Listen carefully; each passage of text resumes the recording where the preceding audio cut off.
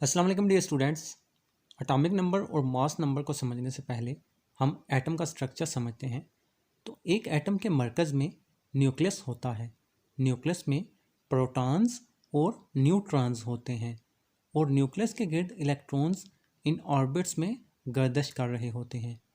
तो अब स्टूडेंट्स, जो न्यूक्लियस में प्रोटॉन्स होते हैं उनकी तादाद को हम एटॉमिक नंबर बोलते हैं।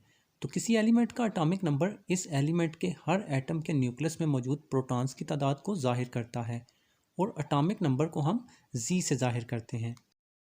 जैसे इस केस में देखें तो न्यूक्लियस में प्रोटॉन्स 3 हैं, तो इसका एटॉमिक नंबर 3 होगा। So G is equal to 3। Atomic number यहाँ पर 3 है। तो चूंकि किसी एक एलिमेंट के तमाम एटम्स में जो प्रोटॉन्स की तादाद है वो हमेशा एक जैसी होती है, लिहाजा उनका एटॉमिक नंबर एक ही होता है। तो स्टूडेंट्स, जितने भी एटम्स हैं उन सब का अपना अपना एटॉमिक नंबर है। जैसे कार्बन का अपना एटॉमिक नंबर 6 है क्योंकि इसमें प्रोटॉन्स की तादाद 6 है। इसी तरह से ऑक्सीजन के एक एटम में 8 प्रोटॉन्स होते हैं, तो इसका एटॉमिक नंबर भी स्टूडेंट्स 8 है। हाइड्रोजन के एटम्स में एक प्रोटॉन होता है और उसका एटॉमिक नंबर 1 है। तो यहाँ से स्टूडेंट्स हमने क्या सीखा कि हर किस्म के एटम्स का अपना अपना एटॉमिक नंबर होता है, तो जो उनकी पहचान बन जाता है। तो नेक्स्ट हम डिस्कस करते हैं मास नंबर को। तो किसी एलिमेंट का मास नंबर इसके एक एटम में मौजूद प्रोटॉन्स और न्यूट्रॉन्स की मजमूई तादाद को जाहिर करता है। इसे अलामत ए से जाहिर किया जाता है। तो स्टूडेंट्स, मास नंबर को जाहिर करने के लिए हमें प्रोटॉन्स की तादाद एंड जमा न्यूट्रॉन्स की तादाद चाहिए। इसी वजह से इसका formula A is equal to G plus N है। तो जी तो हमारे पास एटॉमिक नंबर हो गया, यानी कि प्रोटॉन्स की तादाद हो गई, एंड एन यहाँ पर न्यूट्रॉन्स की तादाद को जाहिर कर रहा है। तो जैसे देखें, हाइड्रोजन के एटम में एक प्रोटॉन होता है और इसमें न्यूट्रॉन्स नहीं होते। तो यहाँ पर z इज इक्वल टू 1 है, यानी कि एटॉमिक नंबर इसका 1 है, एक प्रोटॉन है, एंड प्लस n यहाँ पर 0 है, यानी कि न्यूट्रॉन्स इसमें नहीं है।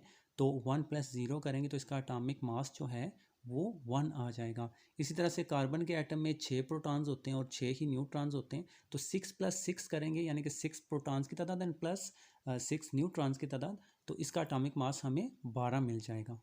तो स्टूडेंट्स, हमने क्या सीखा कि किसी एटम के न्यूक्लियस में जो प्रोटॉन्स की तादाद होती है वो एटॉमिक नंबर है, यानी कि atomic number is equal to number of protons, protons की तादाद। एंड जो मास नंबर है या एटॉमिक मास है, ये किसी एटम के न्यूक्लियस में प्रोटॉन्स प्लस न्यूट्रॉन्स की तादाद, यानी कि प्रोटॉन्स की तादाद जमा न्यूट्रॉन्स की तादाद, यानी कि इनकी मजमूई तादाद को जाहिर करता है। अच्छा, नेक्स्ट जो फर्स्ट एग्जांपल है, पहला न्यूमेरिकल है इस चैप्टर का, वो करते हैं। वो इसी टॉपिक के रिलेटेड है। तो एक एटम का मास नंबर जो है वो 238 है, ए इज इक्वल टू 238, और atomic number G is equal to 92। तो एटॉमिक नंबर जो है वो 92 है। अब स्टूडेंट्स, जैसा हमने फाइंड क्या करना है, प्रोटॉन्स और न्यूट्रॉन्स की तादाद। अब जैसा हमने पहले पढ़ा कि जो प्रोटॉन्स की तादाद है वो एटॉमिक नंबर ही होता है। तो यहाँ पर देखें, जी हमें गिवन है ना 92, तो यही प्रोटॉन्स की तादाद। सो प्रोटॉन्स की तादाद, नंबर ऑफ प्रोटॉन्स यहाँ पर जी ही होगा, यानी कि 92 ही होगा।